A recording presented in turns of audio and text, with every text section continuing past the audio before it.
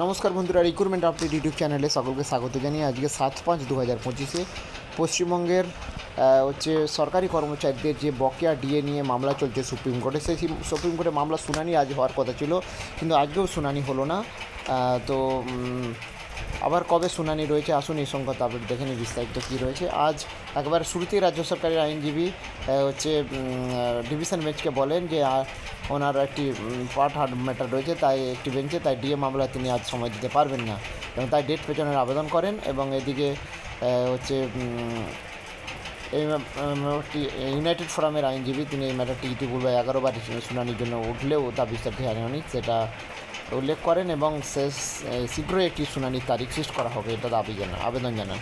বিচারপতি সেই আবেদনে সাড়া দিয়ে আগামী 14ই মে 2025 দুপুর 2টোর সময় শুনানির পক্ষে সায় দিয়েছেন। তো দেখা যাক এই শুনানি কবে, এই 14 তারিখে কী শুনানিতে আপডেট উঠে আসে। আপাতত আজকে শুনানি হলো না, আগামী 14ই মে আবার শুনানি রয়েছে। তো এই সংক্রান্ত আর আপডেট পেলে অবশ্যই শেয়ার করবো, সঙ্গে থাকবেন এবং চ্যানেলটা সাবস্ক্রাইব করে নেবেন।